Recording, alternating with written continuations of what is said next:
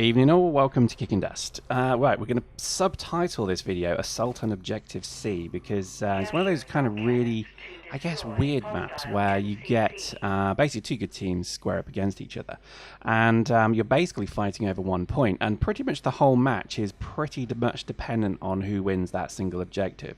This is why I love this map. This is, I believe, Manus Peak. Again, I think Commander Marquis called this Manus Flats, and I think that's more appropriate. But I think this map is one of my favorites. I think I just like the simplicity of the 3 capture points. I think a lot of them seem to be 4 or 5, and I don't know, don't get the same satisfaction as that. I think this one is a bit like a domination in that it's a bit more kind of spread out. Anyway, this is Objective C, and this is where we were basically fighting over, and we were fighting an incredibly good group of players. Lots of heavies, lots of very powerful Cal-Logis and Minmatar assault suits, and it was a good group of players, and I think our squad we were having trouble containing them. I think if anything it kind of shows you the different play styles maybe we have to others. Again, ours is probably the worst play style because we are pretty much a collection of individuals. So whenever we squad, it's usually some very skilled, talented players playing on their own, relying on backup when it happens, but not necessarily saying, right, everyone go here, everyone go there. I do try and do a bit of that, but as you can see, look, I mean, I just got mobbed utterly there. I find myself with the scout suit always doing the roaming role. Okay, so when we did PC battles, our squad leaders like Rem and Nano and others, they would always do group commands. So it'd be like, right, okay, you go there, your squad go here, you go here. And I was always the quote floater. Yeah, good joke, but I literally was a floater. And basically my role was to go and hack stuff, to go and cause issues. And one scout suit whose sole objective is to evade can actually lock down an entire objective, because they may have to send 3 or 4 people to come deal with you. And I found that very effective then, and I think really that was my role here as well, was really just trying to play that style of just basically getting in, causing trouble, as a scout suit should do, but then getting out as well. When the heavy guns start to appear, or when you start to get blobbed, that's when you start to retreat, and then really redirect their force, because a lot of the matches, particularly pub matches as we now affectionately call them, a lot of the pub matches I think are very easy to to dictate, to command, because what you generally I'm having a bad match at the moment, but what you can basically do is you can dictate the whole match pretty much by showing your presence. Let me explain what I mean. Is I can run an objective A, I can capture objective A, or I can just tease objective. I'm sure you've seen people do this before, where they'll start the hack, start the button flashing, everybody sees it, their attention is changed, and then you don't stop, you keep running. Okay, you don't actually capture the point. Okay, and I think I do a lot of that, and it's incredible how easy it is, particularly in the pub matches, to basically completely divert a team's attention away from ever what they're doing. This is a great map to where that where that's a good case. So for example, if they were assaulting B right now, or even A, and we managed to sneak into C and get a few clicks on that C button, all of a sudden their squad leader is going to say, we're losing C, get back, because if we lose C we've got a big problem, and so on, etc, etc. And I think this is where I think there is a lot of tactics in Dust. I think there's it's a very clever game where you can basically fool people quite nicely, and we do a lot of this. This is something that I think we take pleasure in, is that it's almost misdirection, and using scouts is a great way to do that. Anyway, the assault on C is not going as well as planned. Thankfully though, again, it's their entire squad. As you can see, we kept B. Literally nobody's at B, but the fact that nobody went and hacked it from their team shows that this is just a battle for C. And to us, it's pretty much who gives up first. You've heard me talk about this maybe in the last video, about two sides basically headbutt each other, and then eventually one side will give up. Oh, look at this, look at this, look at this. Oh man, all that effort to climb up the ladder, and I get him just as he gets up there. Oh, it sucks. Anyway, I think there is something in this game that when you have two sides who face off, eventually one of the sides is going to give up, and It's fascinating to me because you see it for the first 3 to 5 minutes of every match, no matter what it is, every single match. People bring generally their best fit because they want to win, and they pretty much go balls in, basically.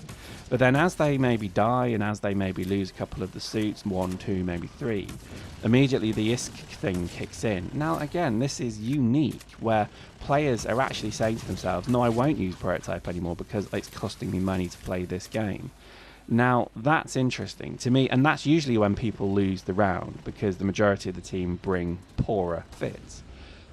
Skill is always important here, don't get me wrong, but I still think that there is something to be said about that piece where people eventually just stop bringing good fits, and then the battle is kind of swung in one person's favour. A lot of it is also about being aggressive. This match, I think, was good because, again, both teams refused to back down, and that's pretty important. So there we go. White Mortadella just got his orbital on. That was fantastic, and that pretty much sealed the deal on C. But what was interesting is we risked everything to capture the CIU. That was our first objective because we needed a solid, stable spawn point to keep the fight going, and then secondly we just needed that orbital, so we actually waited, we kited them until we had the orbital, then we dropped the orbital, hacked the point, and then that was at this point pretty much the match won. And it's funny because again there's so few games where I think you can almost have a battle all the way through the match. Dust is one of them, I think, because we've had matches where we've been pretty much on the losing team, and then all of a sudden we've managed to to pull it around. And I think it really does come down to your level of aggression is directly proportional to your level of success. Some of the most aggressive people in the game, and I use the word aggressive meaning utter dickbags douches, are pretty much good at the game because they are aggressive and they get mad. And when you get mad, you actually get there's something in your kind of psychological makeup. Getting mad is actually part of fight or flight kind of thing, because if you've got fear or anger, they're two very opposing emotions, and you do get to the point where not fear, but certainly a level of people getting a bit, oh, did you see that? Oh, that was Frogger. That was the ultimate game of Frogger I just did then.